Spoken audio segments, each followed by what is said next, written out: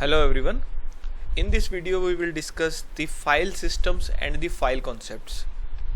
As reference to our previous videos, we have studied that a CPU can only directly interact with the built-in registers into the CPU and the main memory.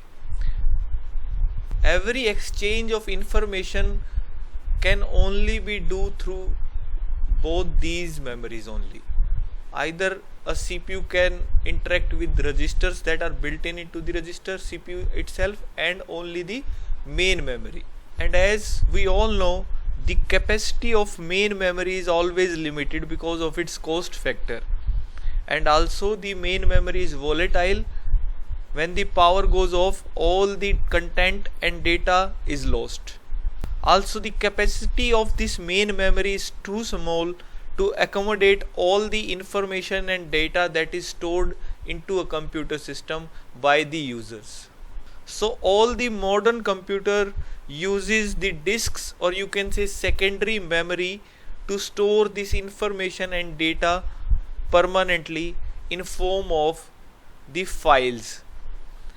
And these files are organized in the form of files and directory, or you can say a file system is implemented. This file system consists of two distinct parts.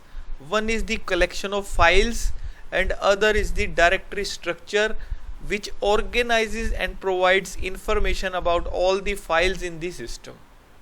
So basically हमारे पास एक file system के दो ही part हैं, या तो उसमें files हैं या डायरेक्टरीज हैं जिसके अंदर फर्दर फाइल्स स्टोर्ड है in an organized way. A more formal definition to the file is a collection of related information that is defined by its user or creator. एक creator ने जो information data की form में store की है, that is known as a file, and these files are organized into directories for the ease of use. और you can say a file is a named collection जिसका एक नाम designated है, which contains the related information that is recorded onto the secondary storage or disks.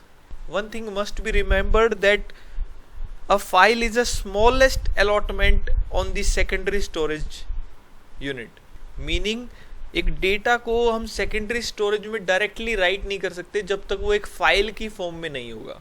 So it is the smallest unit of data that is stored onto the secondary storage. Basic type of files is it can store data as well as programs. This data may be thought of as a numeric alphabet or alphanumeric, or you can say binary. And these programs can be source programs, object programs, executable programs, and any other programs. If it is a text file, it must contain sequence of characters organized into lines. If it is a source file, it must have a sequence of subroutines and function, etc. And if it is an executable file, it must contain a series of code sections that must be loaded into the memory and executes.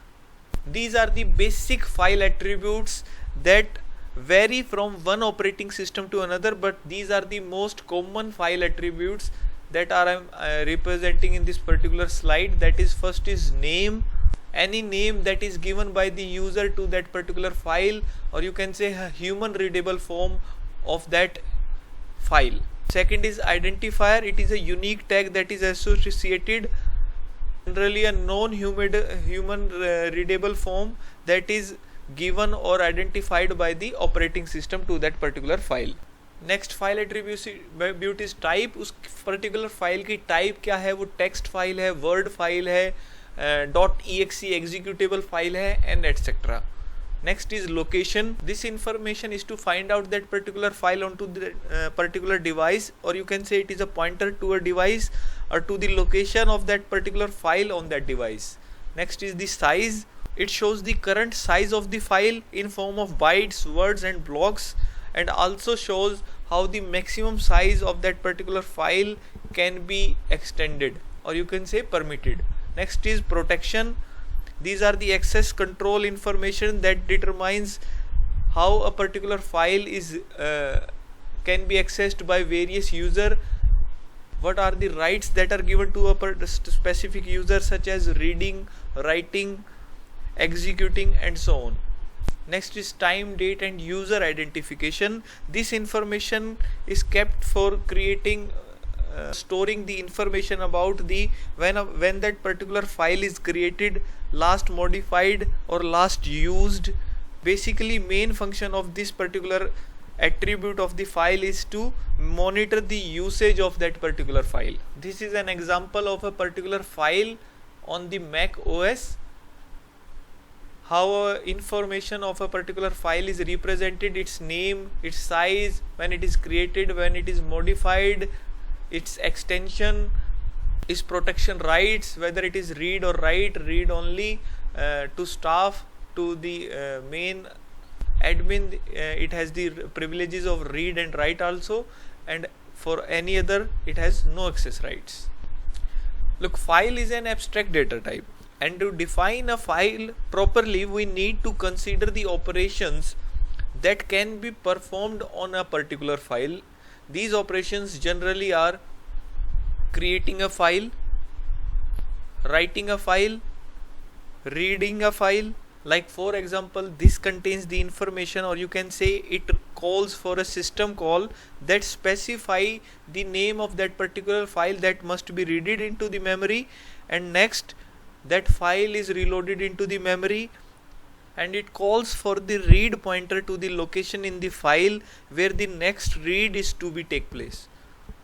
Next is repositioning within a file. एक file के अंदर जो data है उसको access करने के लिए that pointer is directly located to that particular information or block of the information onto a particular file using this representation in the file. Next is deleting a file, truncating a file to erase the content of a particular file and to keep that file as a blank information.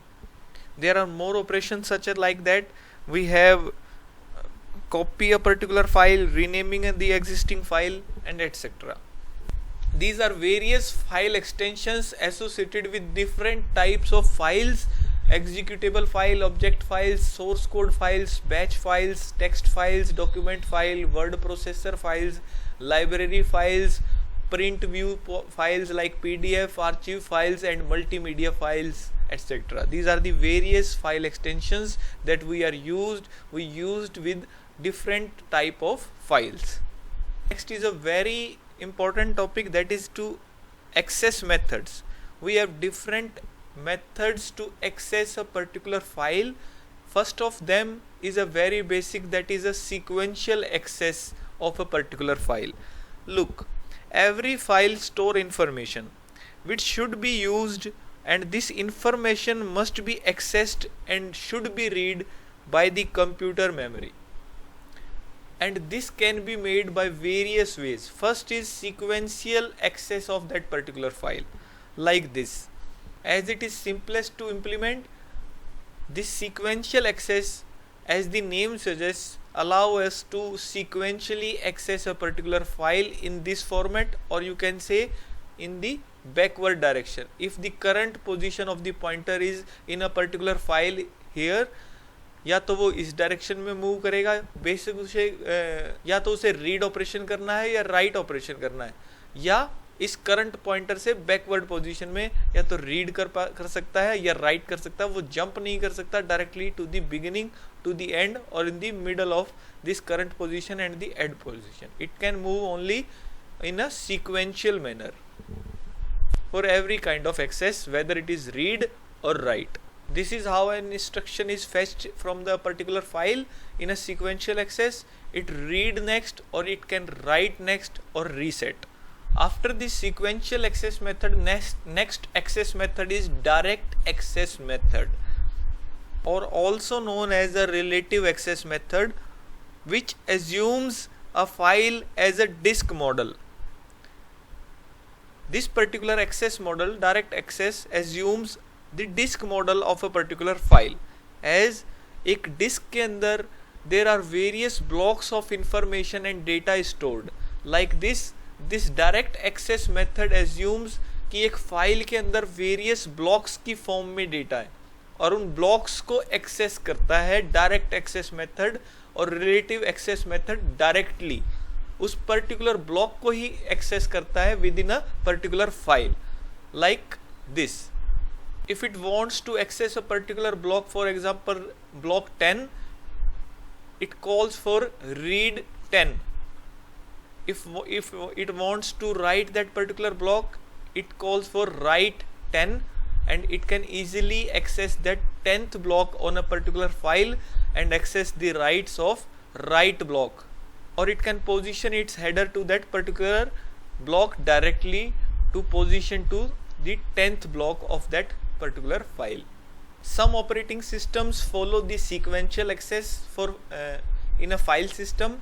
Some operating system follows direct access methods for accessing a particular file, and some operating system uses both to access the various type of files. They use sequential access as well as direct access method. So this direct access method can easily be modified to the sequence access method like this. This was the sequential access. Reset the value 0, read next or read write in a sequential manner, and this is the implementation of direct access. To convert it into the sequential access, it reset the value 0 and read that particular value, and moves sequentially by increasing the block one by one, or it can write the blocks by increasing one value every time. It can access the file system in a sequential way. To implement both the sequential access and direct access in a particular file system by an operating system. Next access method is indexed access method. That is, as the name suggests, this particular access method, index access method, work like a index in a particular book, where the pointer of various blocks is directly associated or connected, and it can directly move that particular block by accessing that index value. एक index है, हर एक pointer है, वहाँ पे हर एक block of information का, उस information को डायरेक्टली एक्सेस कर सकते हैं. पहले उस सर्च करेंगे उस इंडेक्स में वो पर्टिकुलर पॉइंटर उस पर्टिकुलर ब्लॉक का कहाँ है, और डायरेक्टली एक्सेस कर सकते हैं from that index value to that particular block. Like this a index file is maintained, and from that index file that particular block of information of file is accessed using this index file. Next is the directories. Directories are the collection of nodes. These are the collection of nodes, these directories, which contain the information of which kind of files it contain.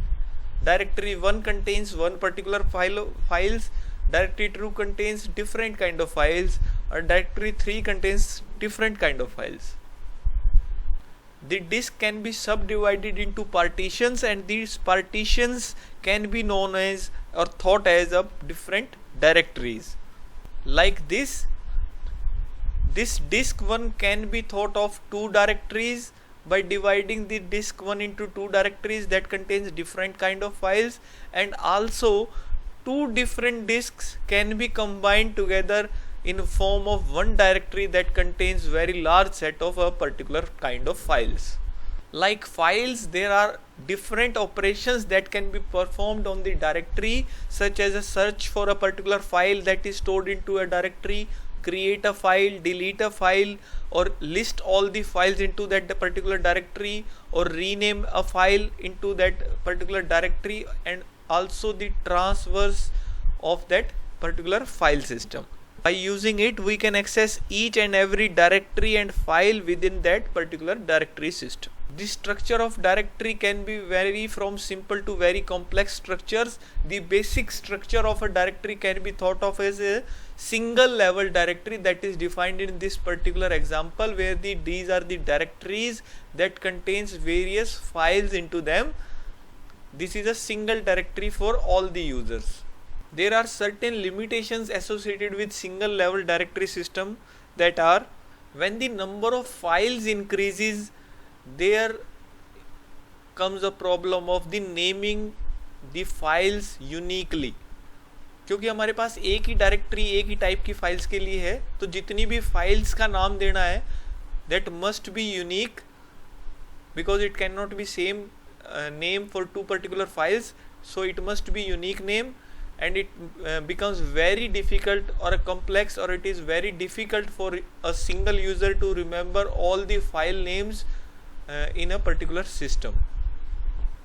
And also, if the number of user increases for using this particular system, this becomes a very cumbersome process, because one user changes the name of a particular file, or one user call a test file and another user call is as a assignment file. Like for example, अगर एक user इस mail directory को access कर रहा है और अपनी mails को यहाँ स्टोर कर रहा है, like mail 1, mail 2 and mail 3, जब दूसरा यूज़र आके इस मेल में अपनी फाइल्स को सेव करना चाह रहा है, तो वो कैसे नेम करेगा उसे? उसके लिए पहली प्रॉब्लम तो ये है, या तो वो करेगा मेल ए, मेल बी, मेल सी। जब तीसरा यूज़र आएगा इसी में मेल को के अंदर अपनी मेल फाइल्स को सेव करना है, वो कैसे करेगा? So on, as the number of user increases, it becomes very difficult for every user to create different name for similar kind of files, and also to remember which name he has given to that particular file. And also the problem of grouping, उस user 1 की mails कौन सी थी, user 2 की mails कौन सी थी और user 3 की mails कौन सी थी, it becomes very complex for the different users. For that purpose, a solution came that is known as two-level directory, that looks like this. There is a master file directory for user 1 and a master file directory for user 2 and master file directory for user 3 and 4, that contains the files of the user 1 like this, different directories, subdirectories for user 1 like this, and file into that particular directories. So new features are added, like we have now path names. We have to create paths to access the particular file. Now the different files can have same name but they are of different user, like this A directory can be into the user 1 also, user 2 also, user 3 also and user 4 also. So there is no problem of grouping. Efficiently it can be searched because we have the path names now. This two-level directory although solves the problem of the name collision, but it also have some disadvantages, because अगर suppose user 1 और user 2 एक particular project पे काम कर रहे हैं, तो उन्हें अपनी जो information है जो share करनी है, they cannot share that information and they have to store that particular program. They are working equally together. That particular program must be saved or maintained by them independently. They cannot share information about that particular file to each other. For that we have another directory structure, that is tree structure directories. Now the users have right to create more subdirectories and further subdirectories that contain the particular files in those subdirectories. The path of that particular or the length of the path of that particular file increases and must be maintained efficiently so that it can be searched easily. In this kind of structure, the information or the files can be managed more efficiently because they can be subdivided into groups. There are two kind of path names in this particular tree structure directories. One is relative path and other is absolute path. As the name suggests, absolute path is the complete path and relative path is the, when we are currently in a particular directory, the path from here to the end is known as the relative path. For example, like this we have absolute path and relative path. It can be easily shown by this example. Suppose the absolute path is root spell mail prt first. This is the absolute path. And when it comes to relative path, suppose we are into this directory spell mail and prt, we are in this directory, the relative path will be prt and first. So absolute path is the whole path and the relative path is the current path of that particular directory. Next is the acyclic graph directory that solves, or you can say resolve, the problem of sharing information between different users. Here the different directories and subdirectory can share a particular file between them, but there should be no cycle in the acyclic graph directories. Next is general graph directory, which contains the same structure like a cyclic graph directory, but here we have can now circles between the various directories itself. But when it comes to searching a particular directory or a file, there must not be an infinite loop. For that there are some efficient algorithms must be used, so that the searching जो है वो infinite loop में न चली जाए. These are all different kind of directory structures that are used by various operating systems. Thank you very much for watching. Please subscribe the channel.